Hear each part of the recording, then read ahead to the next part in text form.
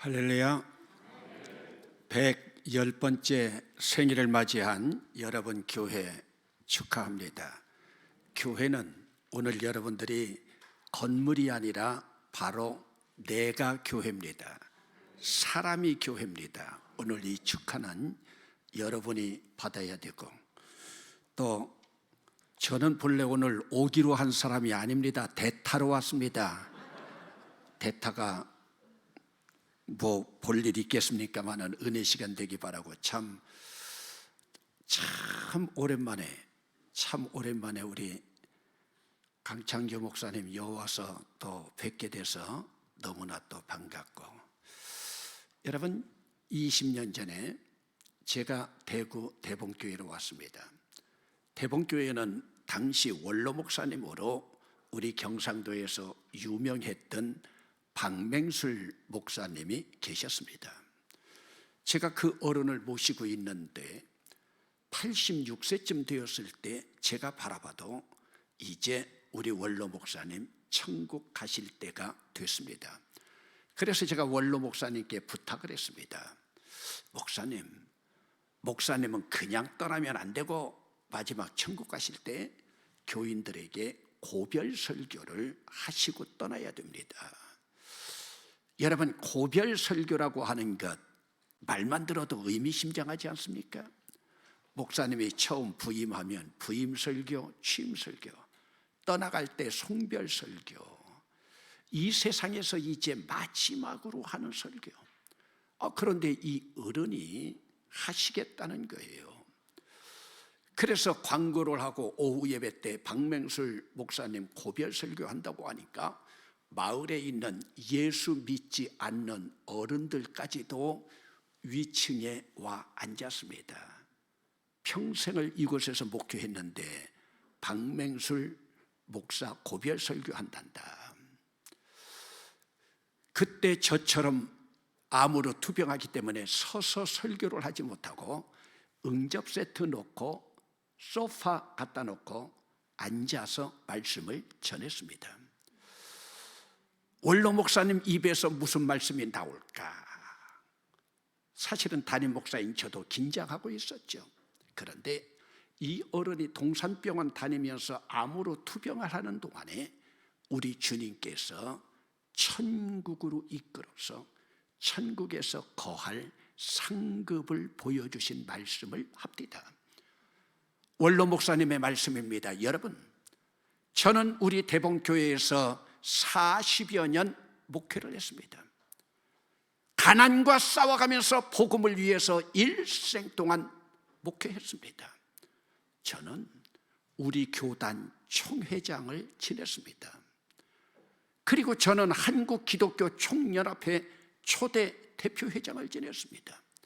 그런데 여러분, 제가 천국에서 주님이 인도해서 받은 상급이 무엇인지 궁금하지 않습니까? 여러분, 40년을 목회를 했고 교단 총회장까지 지낸 제가 앞으로 천국에 가서 제가 거할 상급이, 남미에 가면 이구아수 폭포가 있는데 이구아수 폭포 옆에 있는 개집 같은 판잣집입니다. 여러분, 온 교우들이 얼마나 충격을 받았겠습니까? 40년을 주의 말씀으로 복음을 증거한 목사님의 상급이 그렇다면, 여러분, 오늘 여러분들은 천국에 어떤 상급이 준비되어 있을 것 같습니까?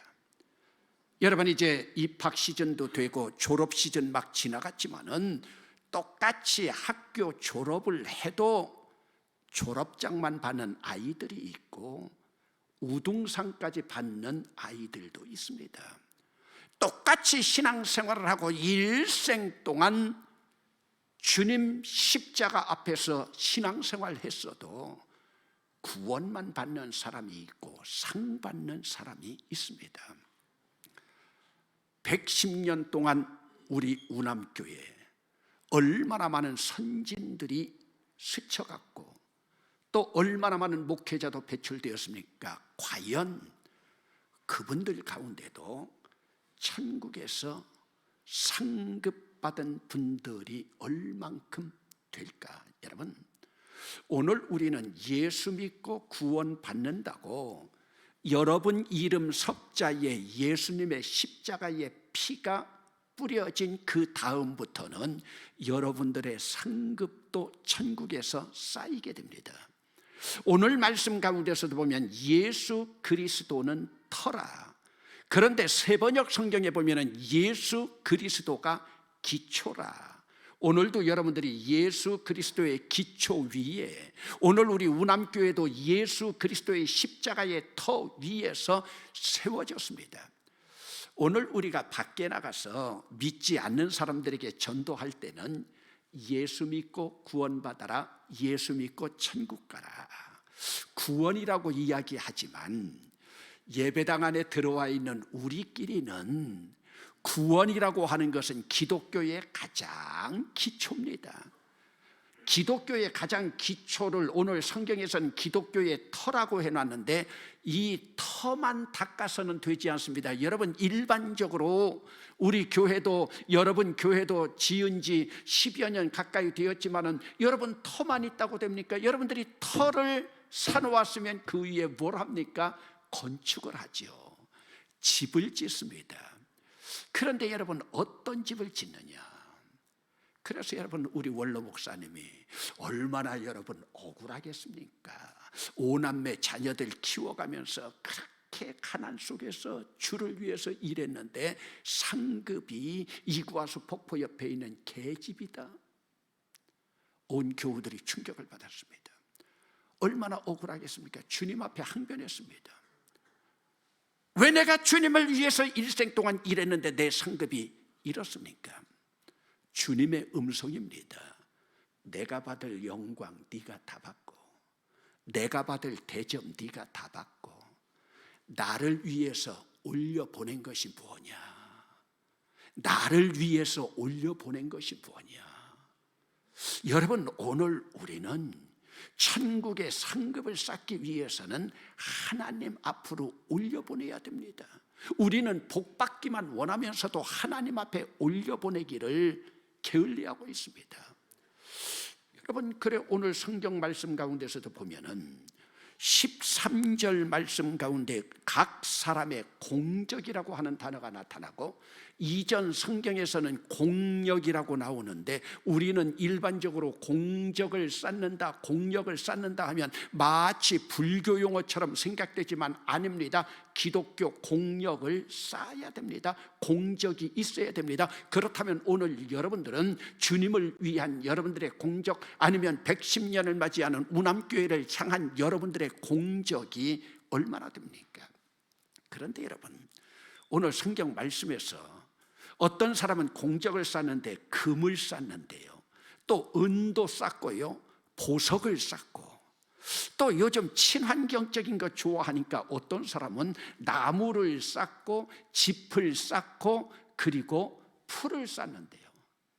여러분, 친환경적으로 나무나 풀이나 짚도 얼마나 좋습니까? 그러나 이런 표현이 어쩔지 모르지만 우리 주님은 얼마나 얄궂은지 마지막 때 성냥불을 켜가지고 태워버린대요. 여러분, 아침에도 여러분들이 어제부터 강원도의 산불 여러분들이 보았지만은 여러분, 얼마나 살인마 같은 산불인데 아무리 나무나 풀이나 짚은 쌓아 놓아도 산더미 같아도 하루아침에 다 태워져 버립니다. 그런데 여러분, 우리의 공적이 금과 은과 보석이라고 하면은 이것은 태우면 태울수록 순도가 더 높아지는 거예요. 순도가 더 좋아지는 겁니다. 그렇다면 여러분들은 지금 오늘 말씀 가운데서 볼 때 여러분들은 보석 같은 것으로 공적을 쌓았습니까? 아니면 태우면 태워져서 다 사라져버리는 공적을 쌓았습니까? 그런데 나무나 풀이나 짚과 같이 태워진다 하더라도 구원은 받는데요. 왜? 예수 그리스도의 터가 있으니까. 그런데 14절 말씀 가운데 보면은 구원은 받는데 어떻게 받는다? 15절 말씀 가운데 해 가운데서 구원을 받는다. 여러분, 구원도 받는데 데미지를 입고 구원받는데요, 저는 이런 구원을 무슨 구원이라고 하느냐? 구원은 받지만 부끄러운 구원입니다. 그런데 이 공적이 불로 태워도 그대로 있으면 상을 받는다. 상을 받고, 여러분 오늘 우리 기독교에 보면은 똑같은 믿음이라고 하는 피스티스 헬라어, 믿는다라고 하는 피스티오라고 하는 단어가 있는데, 이 믿음의 단계도 보면은 그 단계가 3단계로 올라가는 것을 저는 때때로 봅니다. 제일 처음은 기초 되시는 그리스도의 십자가의 보혈로 우리가 구원받는 믿음입니다. 여러분 에베소서 2장 8절 말씀입니다. 너희가 그 은혜를 인하여 믿음으로 말미암아 구원을 받았으니 이것은 너희에게서 난 것이 아니요 하나님의 선물이라. 아멘. 여러분 믿음으로 말미암아 구원받고 믿음으로 말미암아 구원받는 이것은 하나님의 은혜이고, 이 하나님의 은혜가 전적인 하나님의 선물이다. 그러면 여러분 구원받기 위해서 우리가 한 일은 아무것도 없습니다. 전적인 하나님의 은혜이고 하나님의 선물입니다. 여러분 이것은 구원받는 믿음으로, 오늘 우리가 그리스도 안에서 예수 믿는 모든 사람은 이 단계 안에 있습니다. 그런데 여러분 세상을 살아가면서도 구원을 받았다고 하면서도 어떤 사람은 당당하게 어깨 펴고 승리하면서 세상에서도 이기며 살아가는 사람이 있고, 똑같이 구원받은 사람 가운데서도 째째하게 살아가는 사람들이 있습니다. 여러분 오늘 여러분들이 우남교회 교인으로서 이 지역에 살아가면서 여러분들이 당당하게 살아가 보세요. 어떤 고난과 역경이 있다 하더라도 당당하게 십자가 바라보면서, 그러면요 그런 사람 주변에는 구원의 지남철이 되어서 사람들이 따르게 되어 있습니다. 여러분 이런 믿음이요 요한 1서 5장 4절에 말씀하고 있습니다. 무릇 하나님께로부터 난 자마다 세상을 이기느니라. 세상을 이기는 승리는 이것이니 우리의 믿음이니라. 아멘. 하나님께로부터 난 자마다 세상을 이기느니라. 세상에서 째째하게 살아가는 게 아니라 당당하게 이기면서 살아가는 거예요. 여러분 지금도 고린도전서 말씀을 보고 있지만, 우리가 일반적으로 성경 공부할 때도 보면 고린도전서 15장 부활장, 또 여러분들 제일 잘 아는 고린도전서 13장 무슨 장? 사랑장. 그러면 여러분 고린도전서 12장은 무슨 장일까요? 12장은 성령의 은사장입니다. 성령의 은사 9가지가 나타나는데, 우리 두뇌로 나타나는 것이 지식의 은사, 지혜의 은사, 영분별의 은사, 입술로 나타나는 것이 방언의 은사, 방언 통변의 은사, 예언의 은사, 그리고 능력으로 나타나는 것이 능력의 은사, 병고침의 은사, 또 하나가 있는데요 그것이 믿음의 은사입니다. 믿음은 구원받는 믿음도 있고 은사의 믿음도 있습니다. 이 은사의 믿음을 받은 자들이 교회도 봉사하고 하나님 앞에 당당하게 승리하며 살아갈 수 있는 거예요. 그런데 여러분 이 단계를 한번 뛰어넘는 단계가 오늘 본문 속에 나타나는 너희의 공적이 그대로 있으면 상을 받고, 여러분 아무리 우리 하나님 앞에 내가 구원받았다 여러분 구원받았다는 거 가지고 됩니까? 안 돼요. 여러분들이 믿음 있다 내가 믿음으로 구원받았다, 아니요. 예를 들어 봅시다. 여러분 내가 서울대학교 간다 해가지고 갑니까? 아니죠. 서울대학교에서 뽑아줘야죠. 서울대학교에서 뽑아줘야죠. 내가 아무리 믿음으로 천국 간다 가는 거예요? 아니요. 불꽃 같은 눈초리로 바라보시는 하나님께서 인정을 해 주셔야 돼요. 아멘. 인정해 줘야 돼요. 그런데 이 단계까지 이르면 하나님께서 상을 주신다는 거예요. 어떤 상을 주느냐? 여러분 오늘 말씀 가운데 그러면 그 상은 성경에 제가 제일 좋아하는 단어 가운데 하나가 스데바노스, 성경에 스데반이라는 이름도 있죠. 그것이 면류관입니다. 여러분 이 면류관을 우리가 어떻게 받아야 되는가? 여러분 오늘 우리가 하나님을 아버지라고 부르면서 하나님 아버지를 얼만큼 믿어드리고 있는가? 프랑스 출신 선교사 가운데 샤를르 푸코라는 사람이 있습니다. 샤를르 푸코는 군대에 있으면서 내가 제대 맡으면 선교사로 가겠다 하고 세계 지도를 펴놓고 가장 열악한 지역으로 선교사로 가려고 사명을 받았어요. 세계 지도를 펴놓고 보니까 가장 열악한 지역이 아프리카의 사하라 사막이 있는 지역이었습니다. 그 지역에 선교사로 갔다가 원주민의 쏜 총에 맞아서 그곳에서 순교했습니다. 샤를르 푸코가 쓴 책 가운데 사하라의 불꽃이라는 책이 있습니다. 사하라의 불꽃이라는 책에서 그 샤를르 푸코가 질문을 합니다. 여러분들도 한번 대답해 보세요. 하나님을 믿는 사람에게 가장 어려운 일은 무엇일까요? 여러분, 오늘 우리가 하나님을 믿으니까 스스로 대답해 보세요. 하나님을 믿는 사람에게 가장 어려운 일은 무엇일까요? 그러면서 샤를르 푸코가 스스로 대답합니다. 하나님을 믿는 사람에게 가장 어려운 일은 하나님을 믿어드리는 일이다. 여러분, 얼마나 아이러니합니까? 하나님을 믿는 사람이라고 전제했는데 하나님을 믿는 사람에게 가장 어려운 일은 하나님을 믿어드리는 일이다. 이것은 쉽게 말하면 강단 용어는 아니지만 믿음 생활하는 많은 사람들이 주둥이로는 하나님 믿는다고 고백하지만 삶 속에서 믿음이 없다는 거예요. 삶 속에서 믿음이 없다는 거예요. 오늘 여러분 가운데 영원하신 하나님, 천국에 계신 하나님을 믿는다고 하면 여러분들은 천국 빨리 가고 싶은 열망이 있습니까? 사도 바울 보세요. 천국을 체험하고 나니까 하나님 나를 빨리 데려가시지 않고, 여러분, 주님에 대한 믿음이에요. 여러분, 저는 고등학교에서 한 10년 정도 교편 생활을 하다가 신학교에 늦게 갔습니다. 그러니 제 집에서 제일 억울한 사람은 누구냐면 제 아내예요. 왜? 목사 사모 되려면 오지 않고 선생 사모니까 시집 왔다가 제가 신학교 간다고 하니까 그냥 느닷없이 목사 사모 된 거 아닙니까? 그러니까 하나님이 훈련을 시키기 위해서 제 아내도 젊었을 때 천국 체험을 했습니다. 근데 제 아내는 천국에 갔더니요, 석가래 2개 하고 벽돌 2장밖에 없더래요. 상급이요. 그래서 주님 앞에 또 억울해서 물었대요. 그랬더니 부잣집 장로 권사의 딸로 태어나서 습관적으로 예수 믿고 습관적으로 세례받고 지금까지 네가 나에게 올려보낸 것이 뭐가 있느냐. 여러분, 오늘도 여러분들이 창립 기념주일 맞이해서 예물 드리고 헌금했지만은 하나님 앞에는 이 예물 거저가 하나도 없습니다. 오늘도 찬양대 찬양하고 있지만 저 찬양하는 발걸음 하나 거저가 없습니다. 이것은 하늘의 상급으로 다 쌓여집니다. 그러면 하늘의 상급은 어떻게 쌓여지느냐? 제가 좋아하는 성경 구절 가운데 오늘 본문의 3장 8절 말씀입니다. 3장 8절 말씀 가운데 보면 여러분 한번 따라 합시다. 각각 자기가 일한 대로,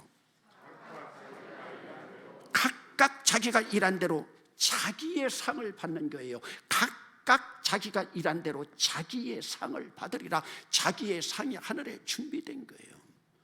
여러분, 우리 원로 목사님 천국 다녀오시고 나서요, 마지막 돌아가실 때 교회에서 해드렸던 경북고등학교 자리에, 옛날 경북고등학교 자리에 사택 하나님 앞에 다 드리고 갔습니다. 사모님 돌아가실 때 벌써 20여 년 전에 부의금 7천만 원 들어온 거 하나도 쓰지 않고 하나님 앞에 다 드리고 갔어요. 이때부터 우리 교회는 체질이 바뀌어지기 시작했습니다. 여러분, 오늘 여러분들은 천국에 여러분들의 이름이 구원받았다고 하는 순간부터 여러분들의 상급이 쌓여지는데 오늘 여러분들의 상급 얼마나 모여 있습니까? 오늘 우리는 신앙 고백한다고 주님을 믿습니다. 부활하신 주님을 믿습니다. 여러분, 세상을 이기는 신앙은 부활신앙이지만 이 부활신앙이 무엇입니까? 예수님 죽으셨다가 살아난 것 믿는 게 부활신앙이 아닙니다. 예수님 부활하셨으니 나도 세상에서 부활했다, 나도 거듭났다, 내가 부활이다 외치면서 당당하게 살아가는 자들입니다. 천국의 상급이요, 각각 자기가 일한 대로, 각각 자기가 주님 앞으로 올려보는 대로, 각각 자기가 봉사한 대로. 여러분, 구원받는 것은 어찌 보면 우리 입장에선 쉬운 일입니다. 그러나 우리는 상 받는 믿음까지 갖는가? 그런데 여러분, 저는 요즘 은퇴하고 생활을 하면서 이 상 받는 믿음보다 더 큰 그 위의 믿음은요, 하늘에서 받을 상을 이 땅에 있으면서 가져다가 누리고 있는 것이 더 큰 하나님의 복이라고 생각해요. 여러분, 하늘에 있는 그 상급을 내가 가져다가 이 땅에서 누린다. 이것을 히브리서 4장에서는 12절 13절에서 뭐라고 말씀하시느냐? 안식이라고 말하고 있습니다. 하늘의 안식을 오늘 가져다가 내가 이 땅에서 누리는 거예요. 지금 우크라이나 러시아도 전쟁 나고 있어서 제가 늘 CNN 뉴스를 보고 BBC 뉴스를 보고 있을 때 얼마나 비참한지 모릅니다. 그러나 그런 상황 가운데서도, 코로나 바이러스 상황 가운데서도 하나님 나라에 가서 누릴 상급을 이 땅에서 누리고 있다. 그러면 여러분, 하늘에서 받을 상급이 면류관이라면 성경에는 어떤 면류관들이 나타나 있는가? 여러분, 순종하는 마음으로 이 아침에 한번 따라해 봅시다. 생명의 면류관, 의의 면류관, 영광의 면류관, 자랑의 면류관, 썩지 아니할 면류관. 성경에 나타난 면류관이에요. 그런데 이 면류관 가운데 여러분, 믿음의 면류관이 있습니까? 없어요. 은혜의 면류관 있습니까? 없어요. 믿음과 은혜는 하나님께서 우리에게 구원 주시기 위한 도구로 거저 주신 선물이라면, 상 받는 믿음은 각각 자기가 일한 대로. 여러분, 오늘 우남교회가 110년까지 올 때까지, 오늘 이 교회를 건축할 때도 남몰래 눈물과 무릎을 드리고 하나님 앞에 예물 드린 자들도 있고요, 하나님의 것을 하나님 앞으로 올려보낸 자들이 있고요. 여러분, 저는 평생 목회하면서 11조가 바로 우리의 신앙 고백입니다. 11조는 헌금이 아닙니다. 착각하지 마세요.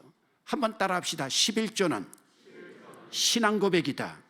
신앙 고백이에요. 저도 지금 94세 제 어머니 생존에 계세요. 어머니께 전화할 때마다 어머니 진지 드셨어요? 어머니의 진지예요.